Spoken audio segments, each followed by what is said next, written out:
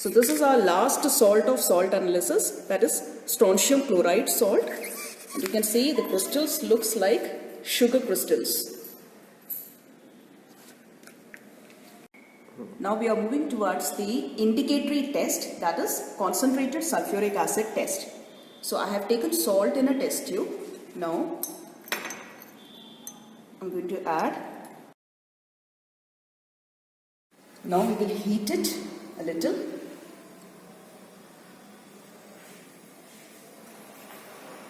And then we will take ammonium hydroxide solution, that is ammonia solution, dip glass rod over it and bring it over the mouth of the test tube, and you can see the fumes get more denser, that is white dense fumes of ammonium chloride. Now we are moving towards the first confirmatory test, and that is silver nitrate test. So I made the aqueous solution of the salt. Now we have to add dilute nitric acid into it, and then you have to boil it.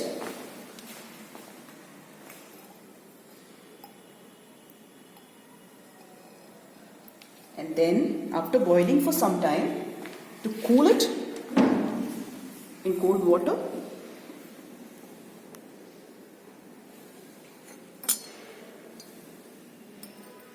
And then you have to add silver nitrate solution into it. So it gives a silver chloride white precipitate. Confirmatory test is manganese dioxide test. So I have taken salt, then I'm going to add manganese dioxide powder into it, the same amount of salt, and then concentrated sulfuric acid into this. Then I'm going to heat it. It will start emerging chlorine gas, greenish yellow colored gas. Now, to confirm the presence of this acidic gas, I have a blue litmus paper, moist blue litmus paper with me, which I'll bring over the mouth of this test tube. And you can see the color change of blue litmus paper, that shows the acidic gas has been released. We are moving towards the last confirmatory test of a chloride ion, that is chromyl chloride test. And that will be done with the help of potassium dichromate powder. So I have taken salt in a conical flask, and to this I'm going to add same amount of potassium dichromate solid powder. And then slight amount of concentrated sulfuric acid into this.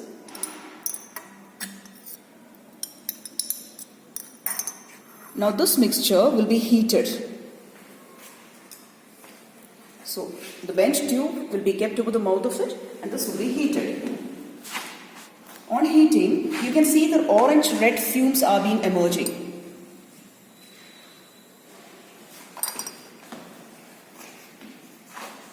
This fumes, that is chromyl chloride fumes, will be passed through NaOH solution. NaOH solution.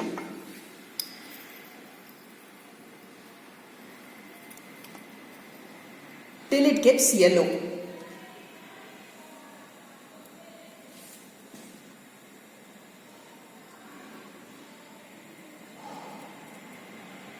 You can see this fumes, yellow fumes in a bent tube. Now the whole solution is getting turned to yellow. Now you can see this.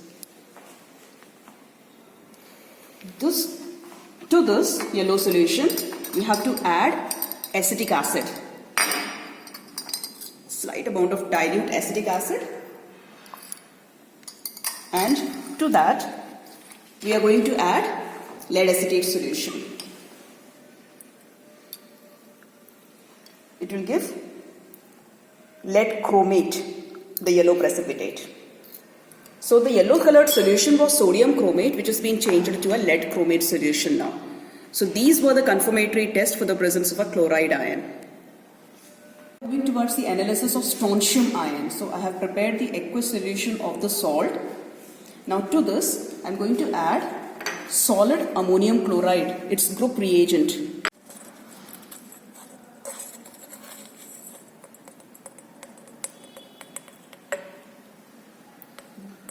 Near about 1 to 2 gram solid ammonium chloride.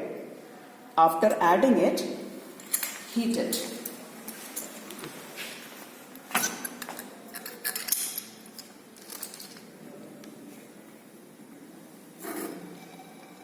Till it dissolves nicely.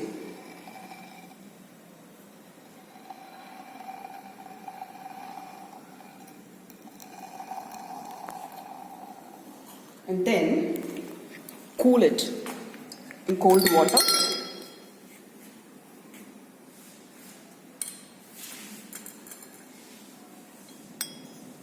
And after some time, we have to add ammonium hydroxide solution into this. Another group reagent, ammonium hydroxide solution. To this, we are going to add freshly prepared ammonium carbonate solution, which will make this turbid character into a white precipitated solution. So, this is freshly prepared ammonium carbonate solution. So, add into your solution, so it will get converted into a white dense precipitated solution. Now this precipitated solution should be filtered, so get ready with your funnel and the filter paper in it. Filter it.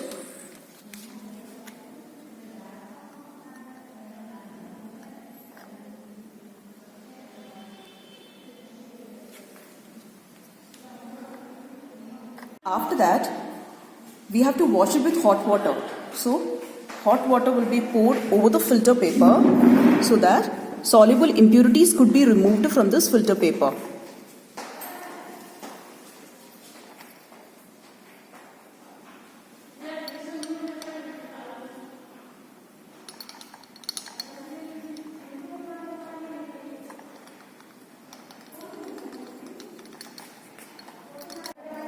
Then we have to dissolve that white residue in acetic acid, dilute acetic acid, and for that purpose I am going to pierce this paper. Prick the filter paper with the help of dropper only and make a small hole into it.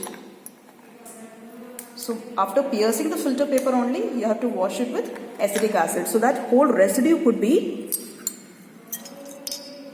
taken with the dilute acetic acid.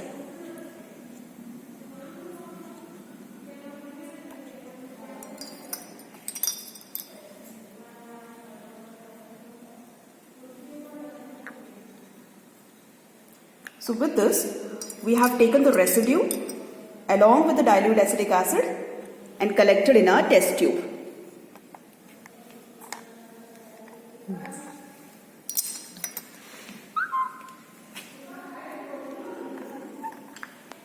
Now this will be tested with a confirmatory test.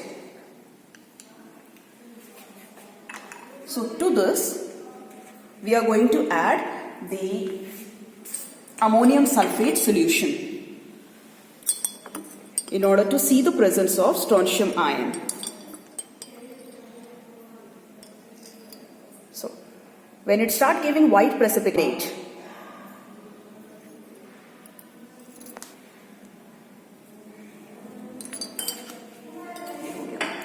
towards the flame test, which is a part of a confirmatory test also as well as a preliminary test also. So I have made the paste of a salt with concentrated HCl, and this is the platinum wire in which I am going to take the salt paste. Now that will be exposed to the flame, and that gives crimson red color.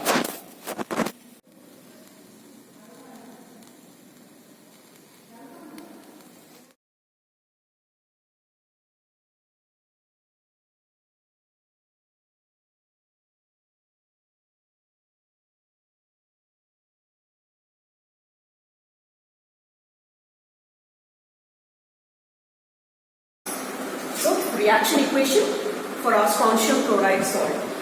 Concentrated sulfuric acid test, that is our indicatory test. So we have taken the salt, added with concentrated sulfuric acid. We have got hydrochloride gas. That hydrochloride gas, then we took the glass rod dipped in ammonia, then we brought it over the mouth of hydrochloride gas, it turned into ammonium chloride, and we saw white dense fumes, that was of ammonium chloride. Next is confirmatory test, silver nitrate test. Our salt plus dilute nitric acid, and we added silver nitrate solution. We got the precipitate, white precipitate of silver chloride.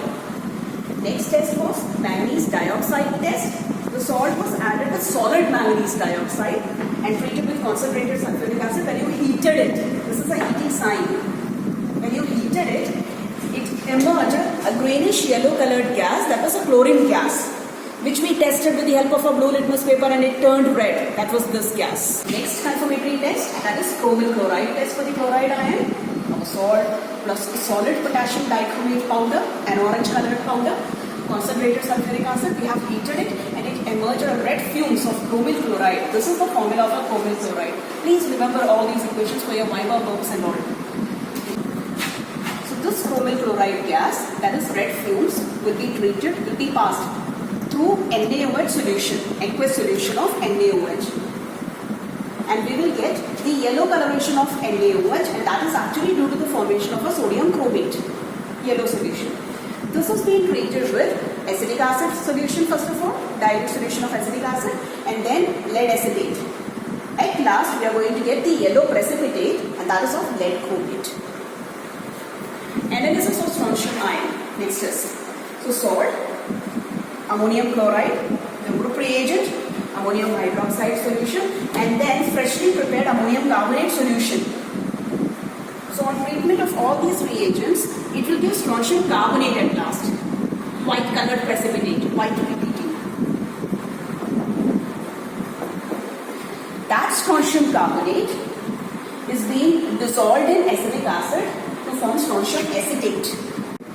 So this is our confirmatory test of a strontium ion. So we have analyzed the strontium ion. Now we are going to plot the ammonium sulfate, the confirmatory test. So our strontium acetate, which we have analyzed as a white precipitate, is being added with ammonium sulfate solution, aqueous solution. So if you get strontium sulfate, and that is the white precipitate obtained by us at last as a result. So this is the first confirmatory test. Other than that, we have performed a flame test also. Flame test. And the result was crimson red color. Crimson red color, which shows the presence of strontium ion, which was a part of a preliminary test also. Result is acidic radical, chloride ion, basic radical, strontium ion.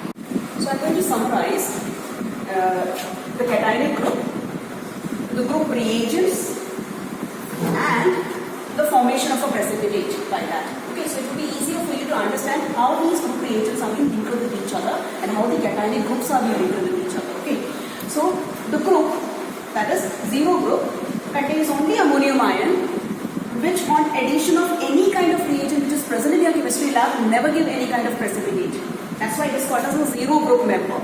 So no precipitate formation will take place in this. So ammonium ions test can be done primarily with its suffocating smell. Next is group first cation, that is lead ion. We have taken lead ion in our syllabus. So that contains the group reagent dilute HCl. So whenever you prepare an aqueous solution or original solution of a lead salt, and when you add dilute hydrochloric acid into this, you get a white precipitate, and that shows the conformation of a lead ion. Group second, we have taken in our syllabus copper ion. Copper ion, because it is a group second member, so that will be accompanied with H2S liquid along with the dilute hydrochloric acid. That will give a black precipitate on addition. So that shows the presence of a copper ion or a group second cation. Next is group third cation, that is aluminium ion. The group reagent is, now this is totally different. So on taking the aqueous salt solution, when you start adding dilute hydrochloric acid and when you never get the precipitate, you have to add H2S liquid, and if it is not giving any kind of precipitate again, discard that solution and take another solution of your salt and add these reagents, ammonium chloride solid, ammonium hydroxide solution. If If you're getting a white gelatinous precipitate, then you're lucky, that is aluminium ion or a group third cation. And if you're not getting it, then proceed. In that solution only, you have to add H2S liquid and see whether it is giving a precipitate or not. If you're getting a dull white precipitate, that's a group fourth cation, which we have taken as a zinc ion. And if you're not getting it, then discard that solution again. Prepare a new solution, add a group reagent, ammonium chloride solid, ammonium hydroxide solution, and this time freshly prepared ammonium carbonate. That will give you a white precipitate. So you came to the conclusion that this is my group fifth cation. So we have taken strontium ion, which gives a crimson red color. That shows the conformation of this. Anionic groups. So in our practicals, we have, in our salt analysis practical, we were having anionic groups also. And the group first, remember, which we have dealt in our syllabus, was a carbonate ion, and carbonate ion gives an indicatory test with dilute sulfuric acid. So it will give brisk effervescence with dilute sulfuric acid, which we can test with the lime water test and all. Now, group second, the chloride ion, acetate ion, and nitrate ion, which were in our syllabus, included in our syllabus, these are part of a group second anion, and they cannot react with dilute sulfuric acid, but they can react with concentrated sulfuric acid. For example, chloride ion with concentrated sulfuric acid can give a greenish colored gas, which can turn blue litmus paper into red. Acetate ion with concentrated sulfuric acid can give vinegar-like smell gas. Nitrate ion with concentrated sulfuric acid, with a paper pellet test, they can give dark orange-red colored fumes. So these can react with concentrated sulfuric acid, but cannot with dilute sulfuric acid. Group third. In our syllabus, we are having just a sulfate ion only in group third. That sulfate ion doesn't react with any of the acids, which comes under indicatory test. Dilute sulfuric acid and concentrated sulfuric acid. So no indicatory test is being given by sulfate ion. So you have to directly jump for confirmatory test for the conformation of the sulfate ion.